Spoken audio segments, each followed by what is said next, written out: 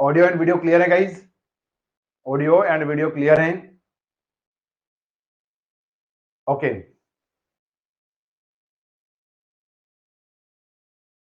तो हमारा principal grades की जो वैकेंसीज आई है उसके रिगार्डिंग जो आपका सिलेबस है इंजीनियरिंग मैकेनिक्स का, तो वो हम यहाँ पर डिस्कस करने वाले हैं।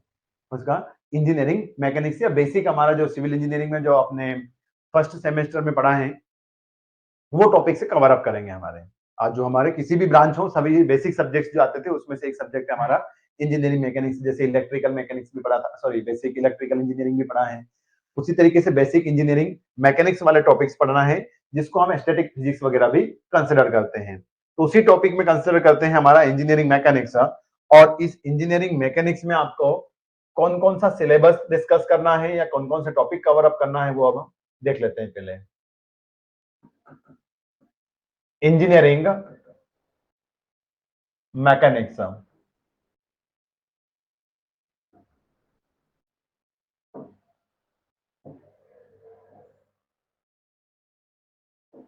क्लियर है? तो इंजीनियरिंग मैकेनिक्स में बात करें तो इसका सिलेबस डिस्कस कर लेते हैं। सिलेबस डिस्कस मतलब कि इसमें पढ़ना क्या क्या है, कौन कौन से टॉपिक हमें कवर अप करना है। तो टॉपिक की बात करें तो इसमें जैसे हमें फर्स्ट टॉपिक है हमारा कि फोर्सेस वाला टॉपिक पढ़ना है हमें, कि फोर्सेस क्या होते हैं, ये कोप्लेनर फोर्सेस क्या होते हैं, कोलिनियर फोर्सेस क्या होते हैं, पैरेलल फोर्सेस क्या होते हैं, कॉन्करेंट फोर्सेस क्या होते हैं, किस तरीके से क्या नेचर्स होते हैं, रिजल्टेंट फोर्सेस क्या होते हैं। ये फोर्सेस एंड रिजल्टेंट फोर्सेस वाला टॉपिक हमें कवर अप करना है। फोर्सेस एंड रिजल्टेंट फोर्सेस वाला टॉपिक आप कवर अप करेंगे। सेकंड बात करें हम तो सेकंड में हम डिस्कस करेंगे कौन सा हमारा रिजिड बॉडी डायग्राम्स वगैरह, हमें कौन से, या फ्री बॉडी डायग्राम भी बोल सकते हैं, rigid body diagram, rigid body diagram.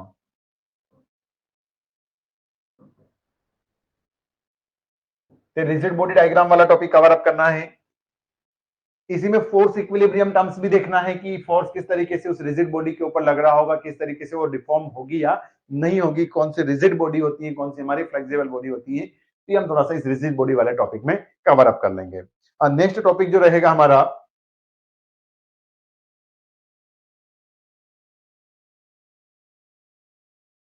Rigid body diagram, इसी के अंदर लिख लेते हैं एंड इक्विलिब्रियम। इक्विलिब्रियम टर्म्स वो स्टैटिक इक्विलिब्रियम इक्वेशंस वगैरह कौन सी होती हैं वो फॉर्म करना भी हम यहाँ पर सीखेंगे, जैसा आप स्ट्रेंथ ऑफ मटेरियल या थ्योरी ऑफ स्ट्रक्चर्स में पढ़ते हैं। ये रिजिड बॉडी इक्विलिब्रियम या फ्री बॉडी डायग्राम या रिजिड बॉडी डायग्राम भी हम कवर अप करेंगे। इसी को हम फ्री बॉडी डायग्राम भी पढ़ते हैं, free body diagram. Okay, next हमारा आ जाएगा इसमें ये moment of inertia, centre of gravity and centres वाले टर्म्स। तो कौन सा आ जाएगा हमारे सेंटर या जियोमेट्रिकल सेंटर। तो सेंटर क्या होता है, सेंट्रोइड क्या होता है, ये इसी को हम बोलते हैं CG, centre of gravity and movement of inertia of different bodies, movement of inertia of different shape of the body. अलग अलग शेप की जो बॉडी रहेगी उनके मूवमेंट ऑफ इनर्शियाज क्या रहेंगे हमारे, तो ये टॉपिक भी हम कवर अप कर लेंगे। देख इसी में थोड़ा सा स्ट्रेस वाला कंसेप्ट भी आ जाएगा। इसी में लामिस थ्योरम वगैरह जैसे आती है, पैरेललोग्राम लॉ, वो तो हमारे इसमें आ जाएंगे। लामिस थ्योरम जो होती है वो भी हम इसी में कवर अप कर लेंगे। तो लामिस थ्योरम आपकी मोमेंट ऑफ इनर्शिया निकालने के जैसे काम आती है, तो लामिस थ्योरम देख लेंगे। ट्रायंगल्स लॉ या पैरेललोग्राम लॉ, वो रिजल्टेंट फोर्सेस को रिजोल्व करने की जो मेथड्स हैं वो हम इस रिजल्टेंट फोर्स वाले टॉपिक में कवर अप कर लेंगे। तो लामिस थ्योरम हो गई हमारी। नेक्स्ट कौन सा हो जाएगा हमारा, Lami's theorem, centre of gravity, movement of inertia. Okay, next terms आ जाएगी हमारी कौन सी, फ्री बॉडी डायग्राम्स की बात में फ्रिक्शंस वाला टॉपिक है। कौन सा, फ्रिक्शन।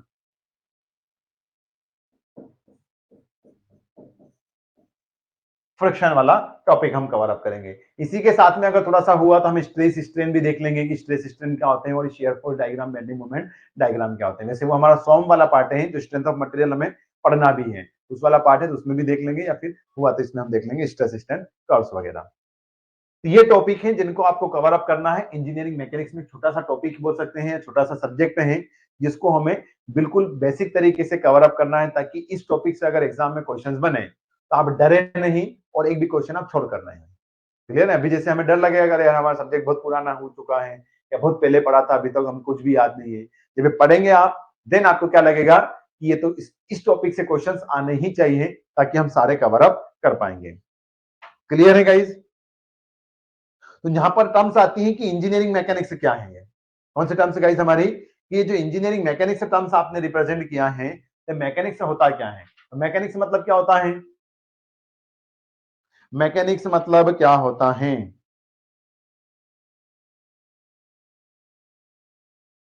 तो मैकेनिक्स क्या होता है आपका कि कोई बॉडी है, उसके ऊपर अगर आप फोर्सेस लगाएं तो किस तरीके से अपना इफेक्ट क्रिएट करती है, किस नेचर में चेंजेस आती हैं, तो उसका बिहेवियर चेक करना, वो कहलाता है आपका मैकेनिक्स।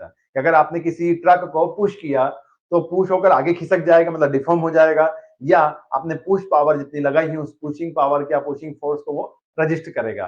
तो उसका जो इफेक्ट मतलब किस तरीके से नेचर शो कर रहा है अगर आपने कोई फोर्सेस वगैरह उसके ऊपर लगाए हैं तो, या क्लाइमेटिक नेचर्स में किस तरीके से कोई बॉडी बिहेव करती है, तो उसका क्या कहलाता है? मैकेनिक्स। तो मैकेनिकल इफेक्ट बोले या उसका साइंटिफिक इफेक्ट बोले किसी बॉडी के ऊपर फोर्सेस के कारण, वो एनालाइज करना हमारा इंजीनियरिंग मैकेनिक्स टर्म्स कहलाती है। क्लियर है? तो हम क्या लिख लेंगे जैसे कि इंजीनियरिंग मैकेनिक्स टर्म्स क्या है आपकी?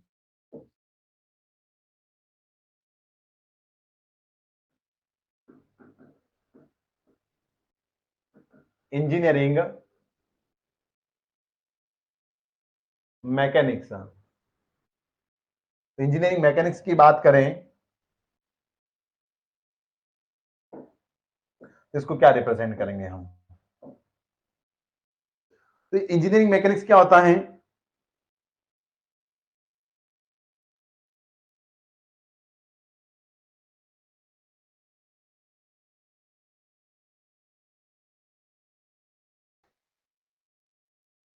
इन which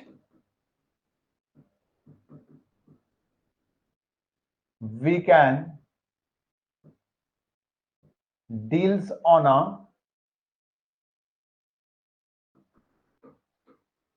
we can deals on a body those subjected to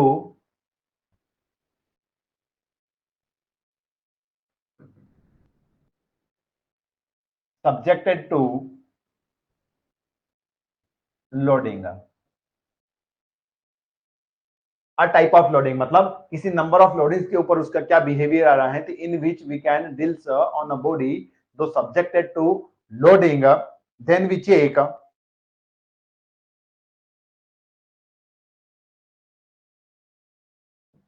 then we check the behavior of a solid bodies of a solid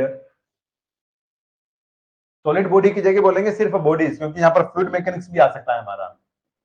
तो of behaviour of bodies. Clear है?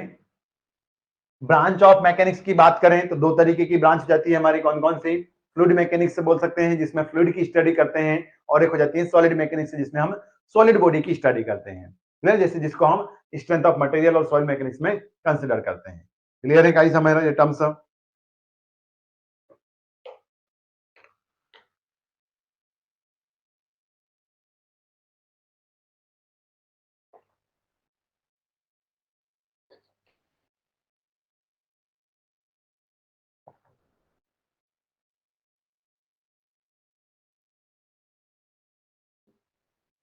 In these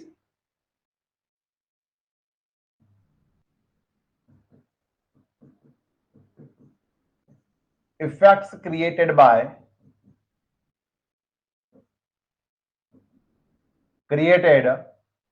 a forces or component of a forces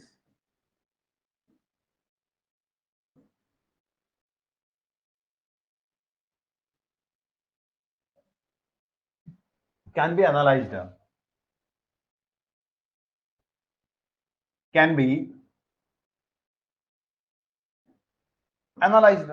अब अगर हम branch की बात करें तो कौन कौन से टाइप की बॉडीज होती हैं या कौन कौन से हमारी स्ट्रक्चर्स होते हैं, तो दो तीन तरीके की हमारी ब्रांचेस होती हैं।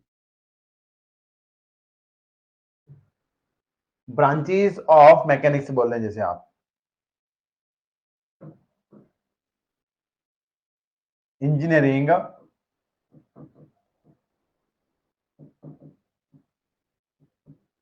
मैकेनिक्स,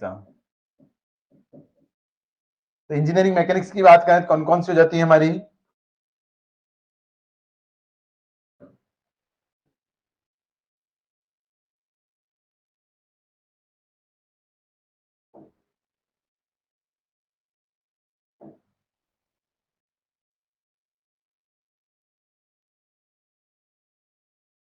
तो ये दो ब्रांचेस हो जाती हैं आपकी, जिनमें एक ब्रांच का नाम है स्टैटिक इंजीनियरिंग मैकेनिक्स और एक हो जाती है आपकी dynamic engineering mechanics.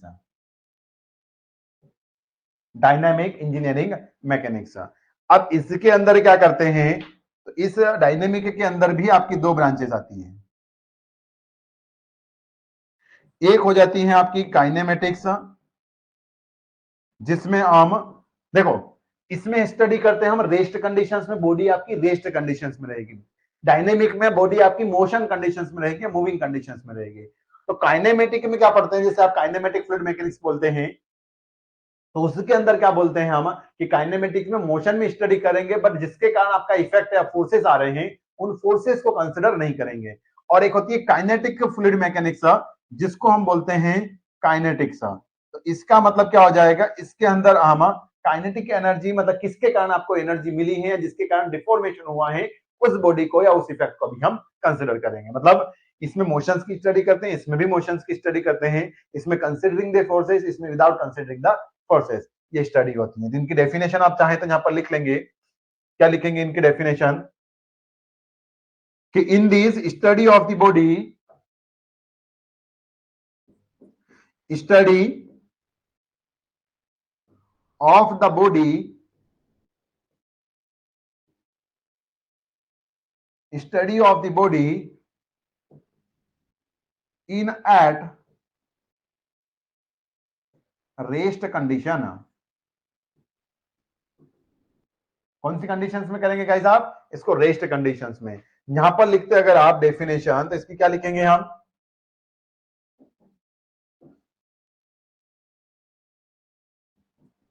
Study of a body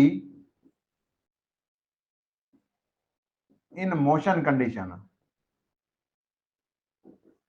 in motion condition, या मूवेबल बॉडी की स्टडी करना। जैसे बिल्डिंग है तो बिल्डिंग के ऊपर कोई से फोर्सेस आ रहे होंगे तो वो स्टैटिक मैकेनिक्स कहलाएगा।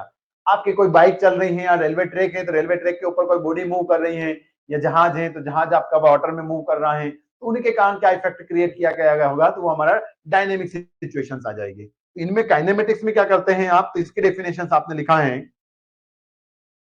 In the study of kinematics, in the study of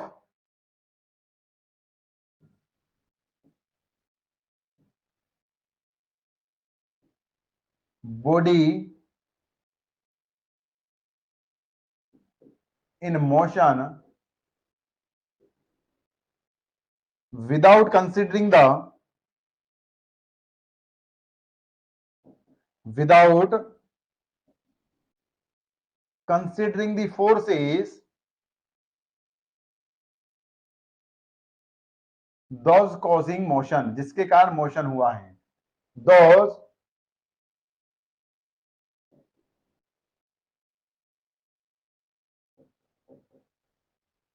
causing motion. बात करें हम काइनेटिक्स की, तो इसमें क्या करेंगे, स्टडी ऑफ मोशन या study of body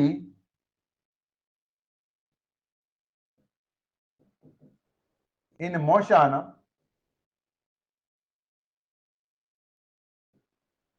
with considering the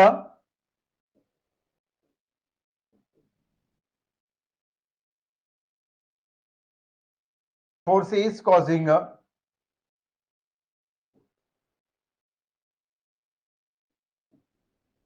effect, जिसके कारण कोई इफेक्ट आ रहा है, जिसके कारण कोई मोशन आया है, उन फोर्सेस को भी आप स्टडी में कैरी आउट करेंगे।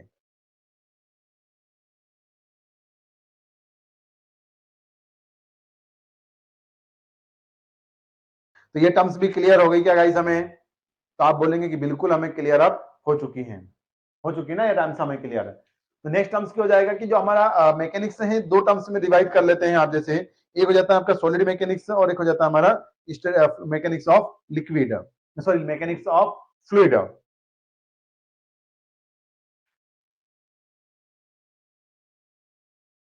तो ये टर्म्स भी लिख लेंगे आप।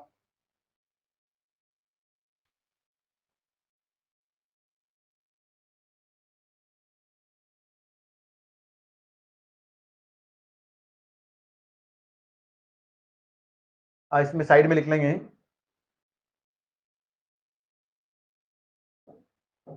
Mechanics of rigid sorry solid body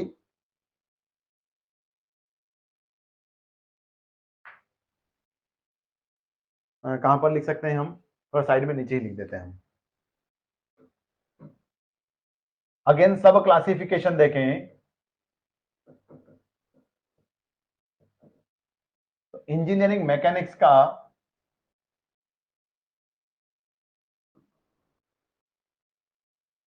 according to body या अकॉर्डिंग टू स्टडी, ये किसके कारण था, अकॉर्डिंग टू इफेक्ट्स, ये आप बोल सकते हैं यहां पर according to effects, according to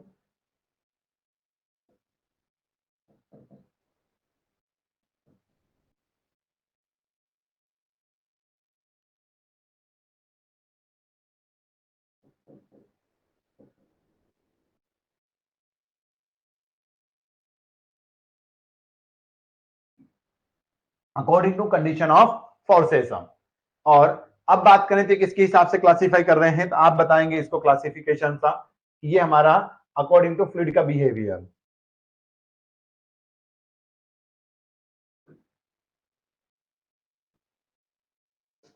तो फ्लूइड्स का बिहेवियर किस तरीके से, तो आप बताएंगे।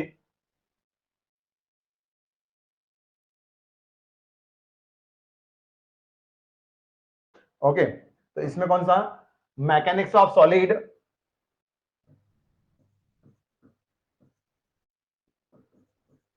मैकेनिक्स ऑफ सॉलिड हो जाएगा, और इधर हो जाएगा मैकेनिक्स ऑफ फ्लूइड।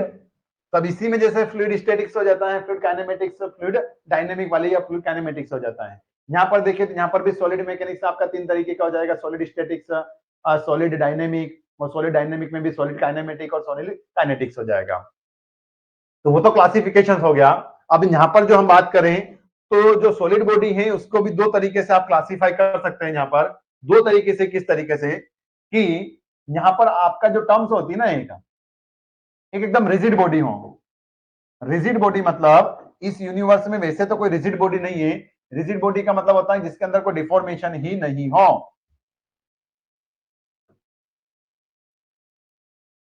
क्या नहीं हो गाइस, हमारा कोई डिफॉर्मेशन ही नहीं हो, तो उसको बोलते हैं हम सॉलिड बॉडी। तो इसी तो इस यूनिवर्स में पॉसिबल नहीं है, बट कैलकुलेशन पर्पस के लिए कोई कोई सी बॉडी हम कंसिडर कर लेते हैं। तो आपने यही बताया है कि मैकेनिक्स ऑफ सॉलिड में किसकी स्टडी करेंगे हम, study of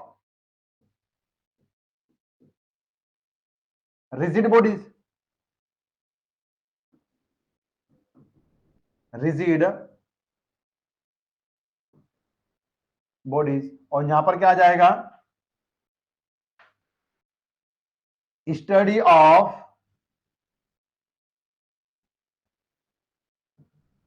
deformable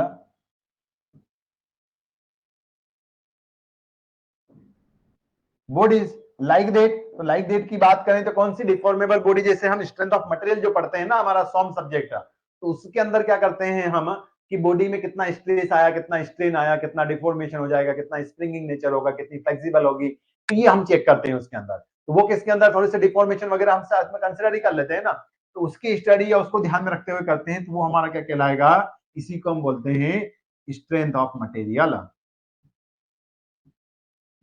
strength of material, तो ये टर्म्स भी ध्यान रखें जिसको आप शॉर्ट फॉर्म में सॉम पढ़ते हैं। तो ये मैकेनिक्स ऑफ फ्लूइड्स की बात करें तो मैकेनिक्स ऑफ फ्लूइड में कितनी, स्टडी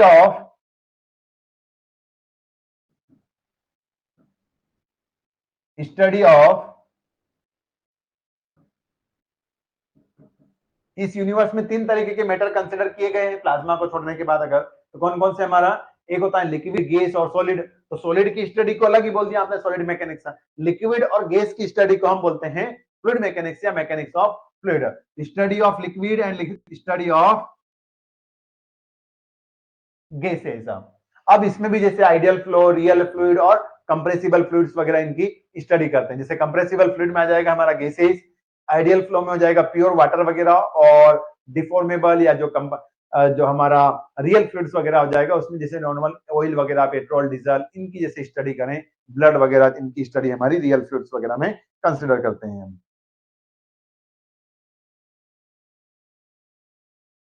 तो ये टर्म्स भी क्लियर है क्या गाइस हमें? ओके, तो नेक्स्ट टर्म कंसिडर कर लेते हैं हम, कौन सी कुछ इंपॉर्टेंट टर्म्स हम। तो कुछ महत्वपूर्ण बिंदुओं के बारे में, जैसे यहाँ पर लिख लिया ना स्ट्रेंथ ऑफ मटेरियल, ठीक है, कुछ महत्वपूर्ण बिंदुओं के बारे में, टॉपिक के बारे में सर्च, मतलब देखें हम तो क्या सर्च करेंगे अपने माइंड में, कि एक तो सबसे पहले जैसे रिजिड बॉडी आई है, तो रिजिड बॉडी होती क्या है, ठीक है, जितने जितने इंपॉर्टेंट टर्म्स है सारी हम लिखते जाएंगे यहाँ पर।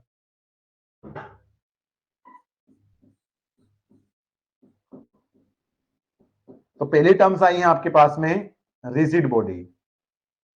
ऐसी बॉडी, कैसी बॉडी गाइस, कि ऐसी बॉडी हमारी कि जिसके अंदर क्या हो, लोडिंग लगाने पर या फोर्स लगाने पर वो क्या ना हो, डिफॉर्म नहीं हो, उसको रजिस्ट करें हो, या तो रजिस्ट करें या फिर आगे ऐसी कैसी बढ़ जाए। जैसे मान लीजिए कि इसको पुश करें आप, तो पुश करने पर क्या हुआ, ये आगे खिसक गई, तो आगे खिसक गई मतलब क्या हुआ, इसमें 0% आप क्या मानेंगे, डिफॉर्मेशन हुआ। बट मान लीजिए कि जैसे मैंने इसको दोनों तरफ से ठीक से कर दिया और फिर इसको पुश करें, तो फिर माइनर सा 0.00001 mm या कुछ तो डिफॉर्मेशन हुआ होगा, तब ये सॉलिड नहीं कहलाएगी, रिजिड बॉडी नहीं कहलाएगी। रिजिड बॉडी मतलब क्या होता है कि डज नॉट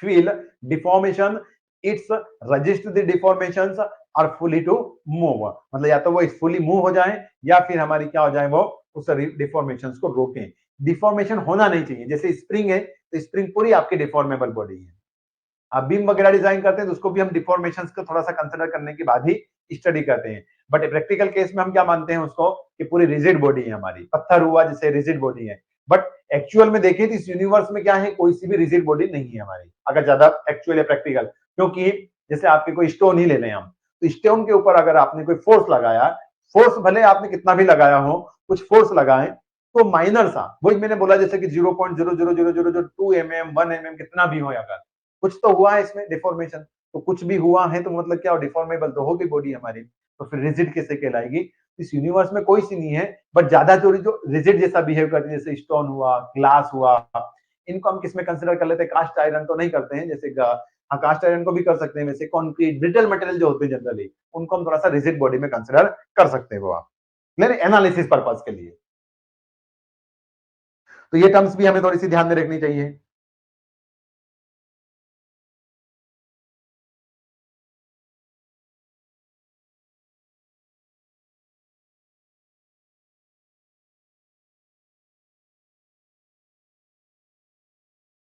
तो रिजिड बॉडी क्या हो जाएगी, इसकी डेफिनेशन क्या लिख लेंगे, a body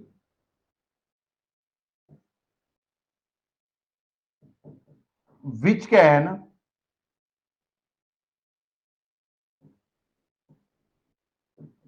रिटेन, रिटेन मतलब रोकना, तो body which can retain its shape, इसका शेप नहीं बिगड़ने दे और ना साइज में चेंजेस आने दे। साइज मतलब जैसे लेंथ है उसकी विड्थ वगैरह घट बढ़ नहीं जाना चाहिए हमारे, जैसी वो वैसी रहे। तो retain its shape and size even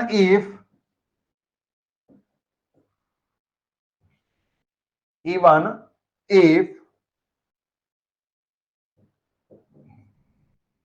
subjected to loading,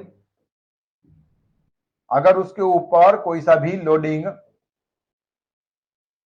आ रही हो,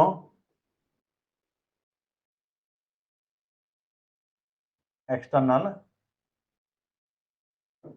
फोर्सेस, जैसे सॉइल का पार्टिकल्स है, जैसे सॉइल मैकेनिक्स पढ़ते हैं आप, सॉइल की स्टडी करते हैं, तो सॉइल पार्टिकल्स हम क्या बोलते हैं कि जो सॉइल का फॉर्मेशन होता है, सॉइल का फॉर्मेशन किसका होता है, सॉइल सॉलिड्स है, एयर वॉइड्स मतलब वॉइड्स के फॉर्मेशन से, जिसके अंदर एयर वॉइड्स और वाटर वॉइड्स के फॉर्म में हो सकता है, वाटर के फॉर्म में हो सकता है, इन तीनों के फॉर्मेशन से सॉइल बनती है। तो हम क्या मानते हैं कि जब हमारा कॉम्पेक्शन होता है तब एयर वॉइड्स वहां से खत्म हो जाते हैं, और जब कंसोलिडेशन प्रोसेस होती है तो वहां से हमारे सॉइल पार्टिकल्स के अंदर जितनी जो गैप है वो थोड़ी सी कॉम्पैक्ट होने की कोशिश पड़ेगी, या जिसको हम कंसोलिडेट होने की कोशिश करेंगे। मतलब वहां से अंदर अगर वेटी सॉइल है तो उसके अंदर जो लिक्विड फील है यानी कि वाटर है वो आपका एक्सपल्ड होने की कोशिश करेगा, मतलब बाहर आने की कोशिश करेगा।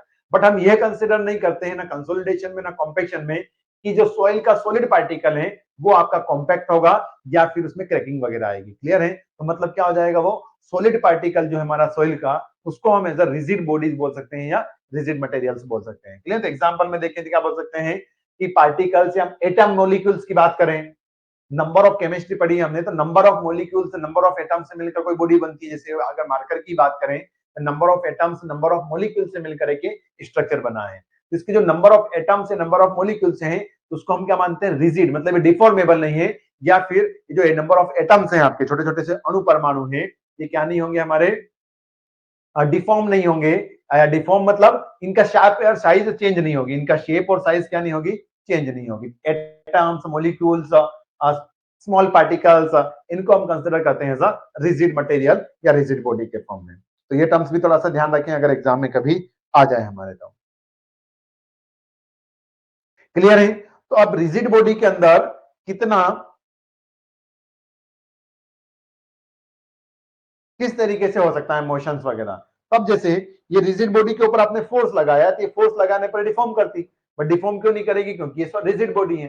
तो अगर ये रिजिड सॉलिड बॉडी है तो इसको अगर आपने फोर्स लगाया तो क्या हो सकता है, ये आगे मूव हो सकती है। इसको हम बोलते हैं रेक्टिलिनियर डिफॉर्मेशन या लीनियर डिफॉर्मेशन। नॉर्मल लैंग्वेज में क्या बोलेंगे हम कि लीनियरली डिफॉर्म हो गई। ये पुश भी हो सकती है, अप डाउन भी हो सकती है। दूसरा, अगर आपने इसके ऊपर कुछ ऐसा फोर्स लगाया कि जिसके कारण ये रोटेट कर जाए, ये घूमने लग जाए, तो उसको बोलेंगे हम रोटेशनल मूवमेंट या रोटेशनल मोशन। क्लियर है? या दोनों साथ में हो जाए, वो घूम भी रही है और आगे भी बढ़ रही है, घूम भी रही है और आगे भी बढ़ रही है, तो उसको हम बोलेंगे कंबाइंड मोशन या combined effect of rigid body. Clear? तो तीन तरीके का हमारा क्या हो सकता है यहाँ पर, रिजिड बॉडी के अंदर मोशन हो सकता है। क्लियर है? तो इसके अंदर लिख लेंगे यहीं पर आप कि ना rigid body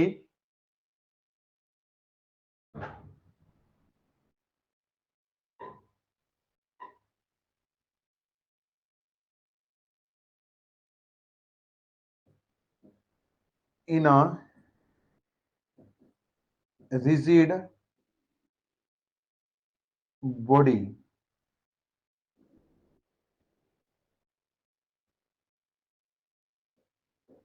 motion will be, कौन कौन सा मोशन हो सकता है, तो कौन कौन सा मोशन हो सकता है तो आप बताएंगे।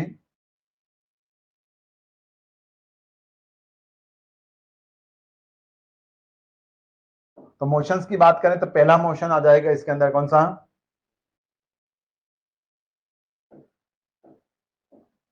पहला मोशन आएगा इसके अंदर कौन सा गाइस हमारा, rectilinear. Rectilinear motion, rectilinear motion हो जाएगा।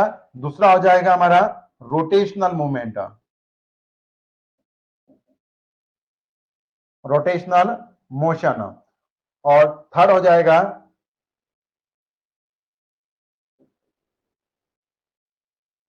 Combination of both. अब बात करें तो जो रेक्टिलिनियर मोशन होगा वो किसके कारण होगा हमारा, लिनियर या फिर हॉरिजॉन्टल और वर्टिकल मोशंस के कारण। It's due to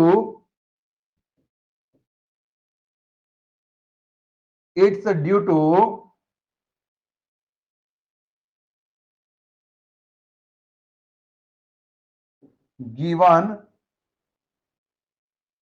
motion in horizontal और वर्टिकल डायरेक्शन। क्लियर है। और इसकी बात करें तो इट्स ड्यू टू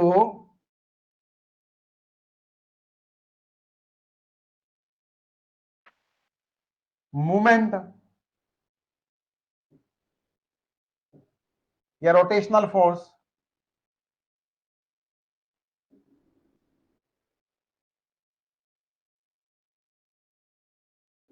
तो ये टर्म्स भी क्लियर है, किसके कारण होगा गाइस हमारा यहां, रोटेशनल फोर्सेस के कारण। ओके, तो ये हमने रिजिड बॉडी का मोशन भी देख लिया।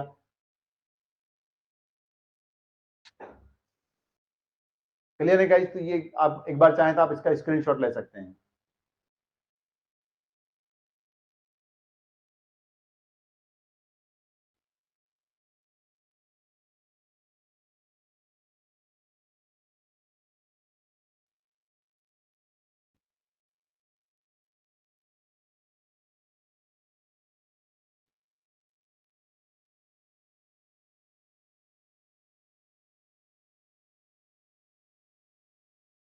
ओके, आगे बढ़े।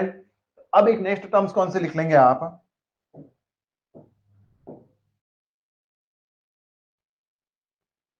आप लिख लेंगे यहां पर एक टर्म्स हमारी कौन सी, continuum.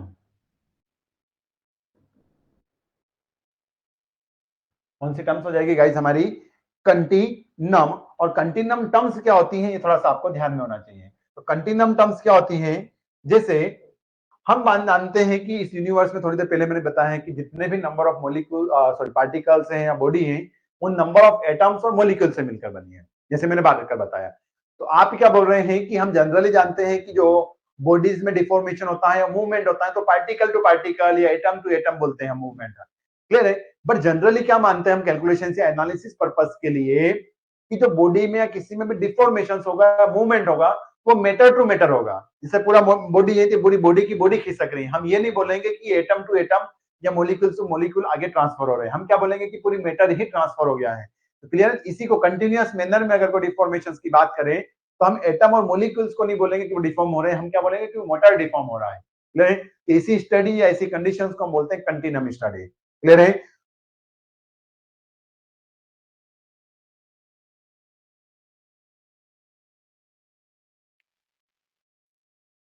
So generally we know that a body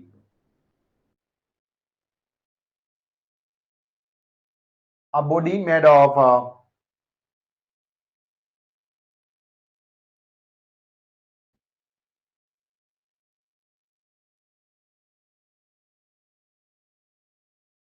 are made up of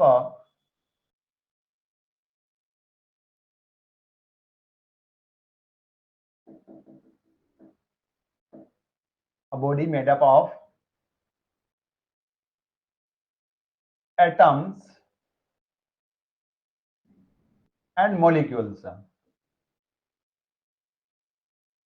but are assumed that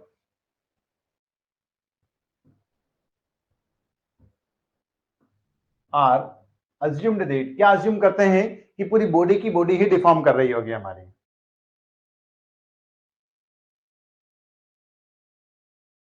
but are assumed that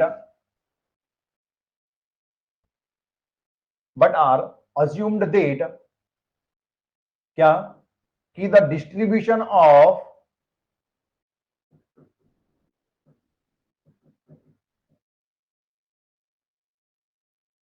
the distribution of matter in a continuous manner.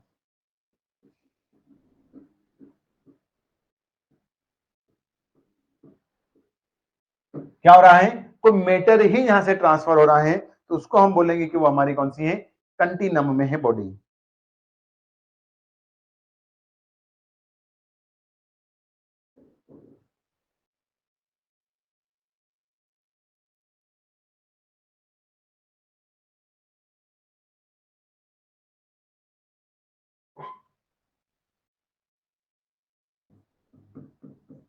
That is, matter is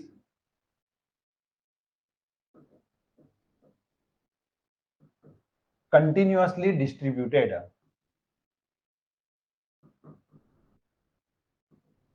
and is called continuum process। उसी को हम क्या बोलते हैं, continuum process.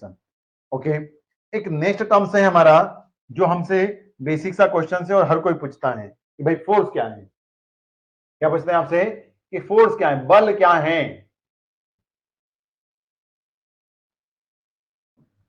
तो force वो terms हैं या वो मैग्नीट्यूड है जिसके कारण किसी बॉडी के ऊपर आप इफेक्ट क्रिएट कर सकते हो, और वो बॉडी या तो मोशन में आ सकती है, या मोशन में तो रेस्ट कंडीशंस में आ सकती है, या रजिस्टिंग सिचुएशंस में आ सकती हैं। तो ऐसी ऐसा मैग्नीट्यूड या ऐसी टर्म्स जिसके कारण किसी बॉडी के ऊपर अगर आप क्या पुश और पुल करें तो उस बॉडी में कुछ चेंजेस आए। क्लियर है, तो वो चेंजेस जिसके कारण आ रहे हैं तो वो आप बोलेंगे कि फोर्सेस के कारण आ रहे हैं। क्लियर है, तो टर्म्स फोर्स क्या है, इट्स अ पुश और पुल टू प्रोवाइड, क्या प्रोवाइड करेगा यह, to create the effect in motion और मोशन एट रेस्ट और फिर deformation of the body.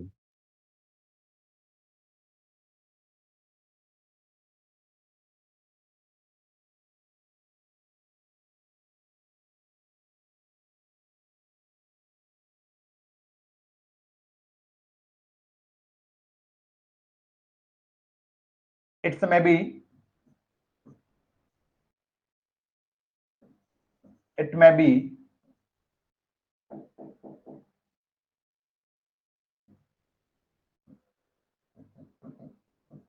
defined as a pull or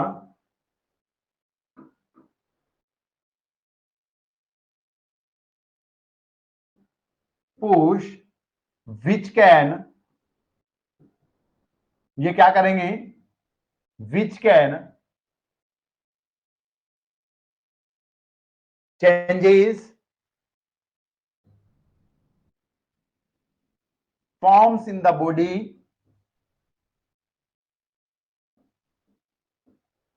और या तो चेंजेस हिला देंगे या फिर चेंजेस करेंगे। चेंजेस मतलब जैसे आपने एक ट्रक है भरा हुआ और आप एक अकेला आदमी धक्का दे रहे हैं उसको, तो क्या हो जाएगा, इसके हिसाब से फॉर्म इन द बॉडी, मतलब चेंजेस फॉर्म कर देगा, उसको आगे धक्का दे देगा। बट जरूरी थोड़ी ना को आगे पूरा खिसक ही जाए, तो ये डेफिनेशन यहाँ पर नहीं रुकेगी। क्या उसको आगे चेंज करवाने की कोशिश कर रहा होगा, मतलब आप जैसे धक्का दे रहे हो, भले वो आगे नहीं खिसक रहा है बट कुछ तो फोर्स लगा रहे हो तो उसमें कुछ तो आएगा रेजिस्टेंस, मतलब वो चेंजेस करने की कोशिश में कर रहा होगा कि अगर थोड़ा सा कुछ फोर्सेस आ रहा है तो उसके कारण चेंजेस में भी आ सकता है। तो टेंस टू चेंजेस बोलेंगे इसको हम, तो उसमें कुछ चेंजेस होने की प्रवृत्ति आ रही है, नेचर आ रहा है। टेंस टू चेंज भी हो सकता है और बॉडी इन मोशन और रेस्ट कंडीशंस में आ सकती है। Tends to change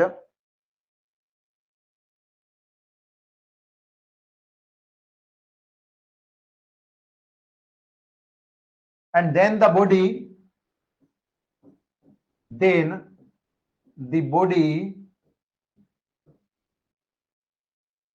in at rest और इन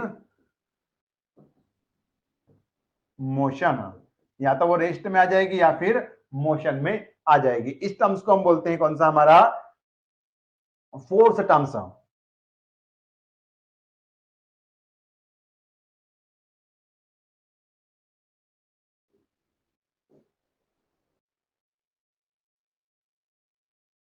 क्लियर है।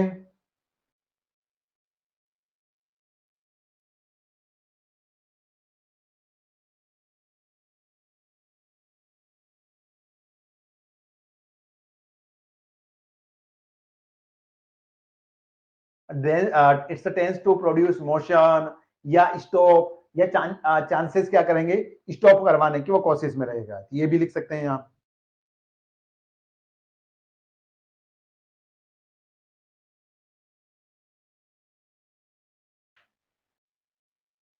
It's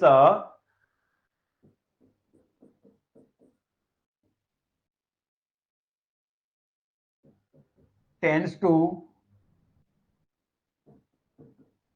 motion tends to motion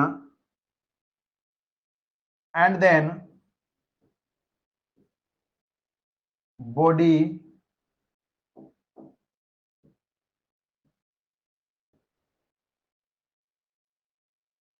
or stops मतलब रुक जाएगी or tends to stop of the body, या तो स्टॉप हो जाएगी या स्टॉप होने की कोशिश करेगी वो।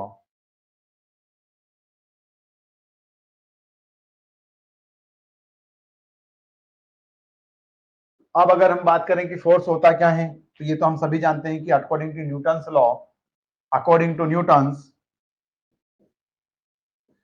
अकॉर्डिंग टू साइंटिस्ट न्यूटन, क्या होता है कि force is equal to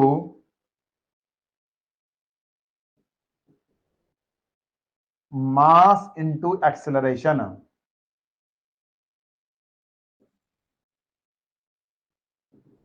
mass into acceleration, that is force equal to M mass और acceleration A.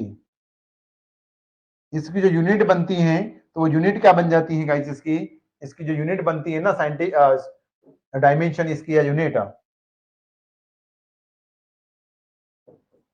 Unit is a newton N और किलो न्यूटन, इस तरीके से हमारी बन जाएगी, मेगा न्यूटन, किलो न्यूटन, इस तरीके से इसकी बेसिक। तो बेसिक यूनिट क्या है हमारी फोर्स की यूनिट है न्यूटन, जो कि 10 न्यूटन के बराबर लगभग 1 किलोग्राम होती है टर्म्स हमारी।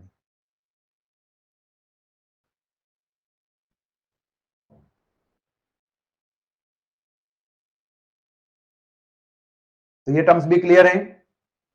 अब हम देखें कि इसके कारण क्या इफेक्ट क्रिएट होता है, ये क्या टर्म्स रिप्रेजेंट करती हैं। तो इफेक्ट्स ऑफ फोर्सेस देख लेंगे आप।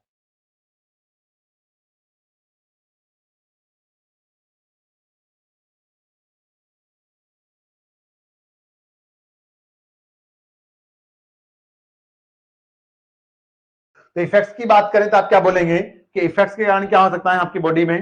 देखो 3-4 चीजें हो सकती हैं। कोई बॉडी है, कोई फोर्स लगाया, मोशन में आ सकती है, मोशन में है तो रेस्ट में आ सकती है, या कुछ डिफॉर्मेशन हो सकता है, या इंटरनल स्ट्रेसेस या रेजिस्टेंस ऑफर हो सकते हैं। तो यही लिख रहे हैं हम कि effect of forces, effect of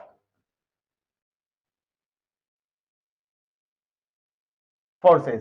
एक फोर्स के कारण क्या क्या किसी बॉडी के ऊपर इफेक्ट आ सकता है, क्या क्या क्रिएट करवा सकता है, तो ये आप टर्म्स देख रहे हैं।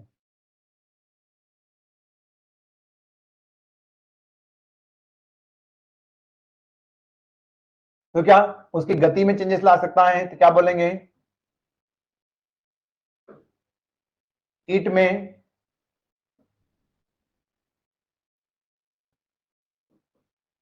Change the motion of the body. Clear है। दूसरा क्या हो सकता है,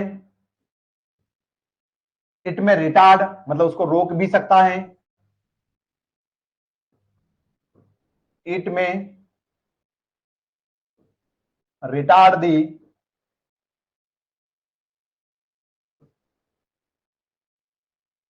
motion of the body.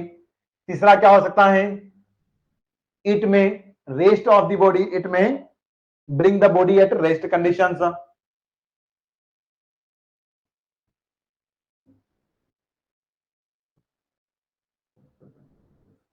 bring the body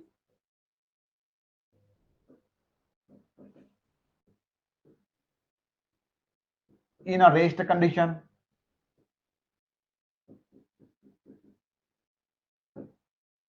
चौथा क्या हो सकता है, इंटरनल रेजिस्टेंस ऑफर कर सकता है, इंटरनल स्ट्रेसेस डेवलप करवा सकता है.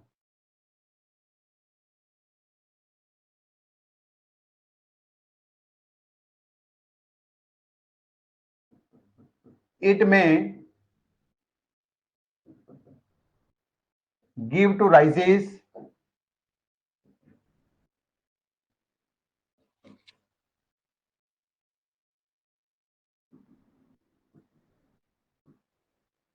internal resistance, यानी कि स्ट्रेसेस डेवलप करवा सकता है. तो ये इसका इफेक्ट होगा किसी फोर्सेस या सिस्टम लगने के कारण.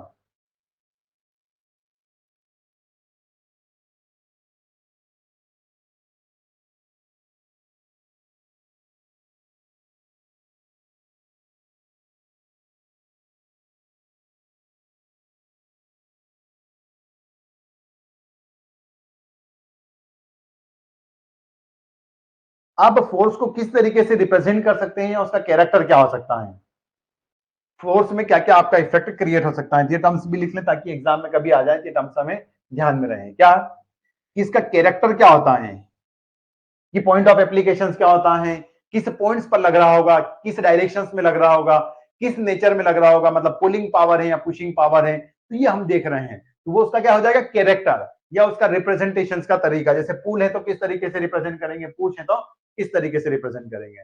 तो कैरेक्टरिस्टिक्स,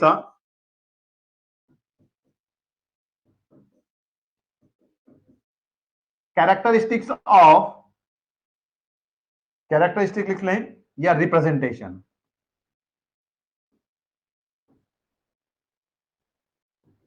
रिप्रेजेंटेशन ऑफ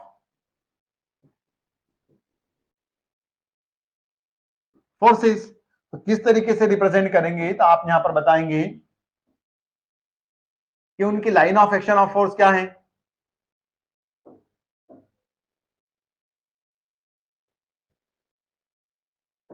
क्या लिख देंगे आप कि line of action of force क्या है, मैग्नीट्यूड ऑफ द फोर्स क्या है, मैग्नीट्यूड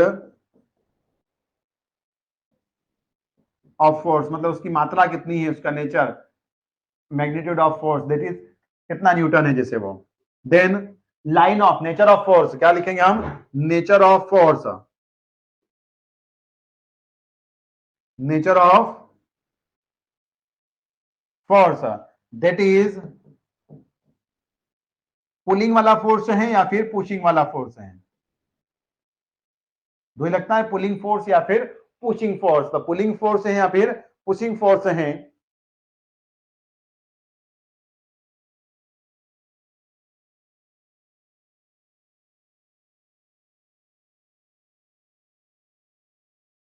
नेक्स्ट क्या हो जाएगी, किस डायरेक्शंस में लग रहा है, जैसे क्या लिख लेंगे, डायरेक्शन ऑफ फोर्स या इसी को हम बोलेंगे line of action of force. Direction of force या इसी को क्या बोलेंगे हम, line of LOA, line of action of force. तो ये टर्म्स भी क्लियर है. नेक्स्ट टर्म्स देखें तो कौन सी हो जाएगी हमारी, डायरेक्शन ऑफ फोर्स हो गई, line of action of force हो गई. नेक्स्ट टर्म्स हो जाएगी आपकी कौन सी, point of application of force, किस जगह पर लग रहा है, उस पूरी बॉडी में उसके सेंटर पर लग रहा है कि उस सेंटर से कितनी दूर, राइट साइड, लेफ्ट साइड, उसकी पोजीशंस बता रहे हैं हम. क्लियर है. तो point of application of force, point of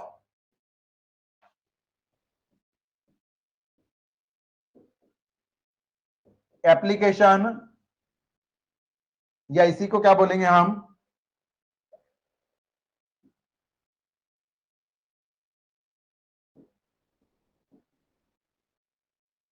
position of force.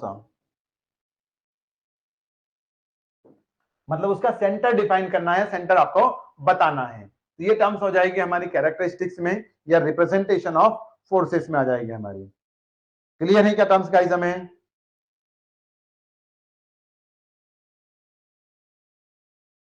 अब हम अगर बात करें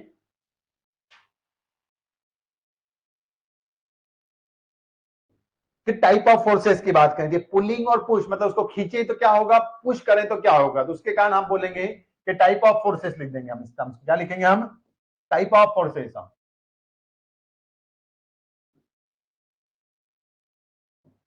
टाइप ऑफ फोर्सेस।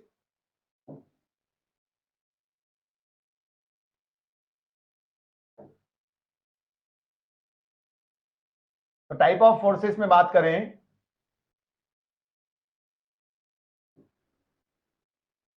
तो टाइप ऑफ फोर्सेस में देखें आप, एक हो जाएंगे हमारे टेंसाइल फोर्स,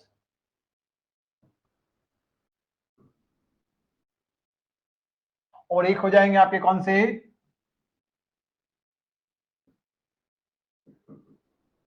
कंप्रेसिव फोर्स। ये किसके कारण आएंगे, ये सभी को पता है आपको, इट्स ड्यू टू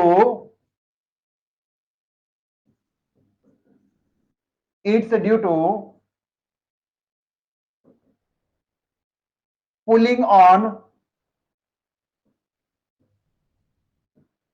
बॉडी। अगर आप पुलिंग फोर्स लगाएंगे, या it's due to pulling force on body, और ये किसके कारण आएंगे, इट्स ड्यू टू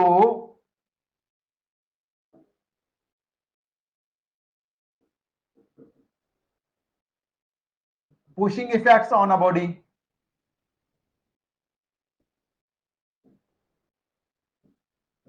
तो ये भी टर्म्स क्लियर हैं। अब अगर आप आगे देखें तो क्या हो जाएगा कि जैसे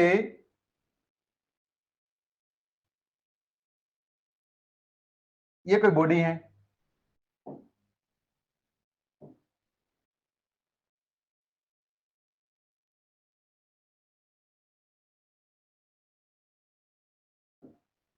ये बॉडी है, अगर इसके ऊपर आपने कोई फोर्स लगाया, कौन सा, पुलिंग वाला, तो पुलिंग वाला फोर्स लगा दिया आपने,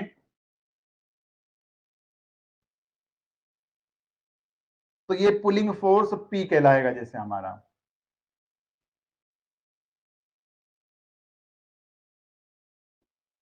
पुलिंग फोर्स, इसके कारण क्या हो सकती है, बॉडी आपकी डिफॉर्म हो सकती है, आगे खिसक सकती है। क्लियर है, क्या हो सकता है, बॉडी आगे डिफॉर्म हो सकती है, आगे खिसक सकती है। बात करें हम इसकी,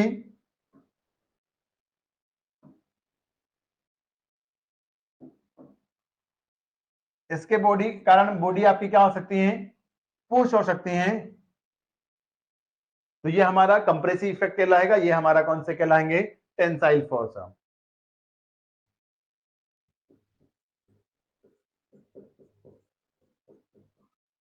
ये कहलाएंगे आपके टेंसाइल फोर्स, और ये टर्म्स कहलाएगी हमारी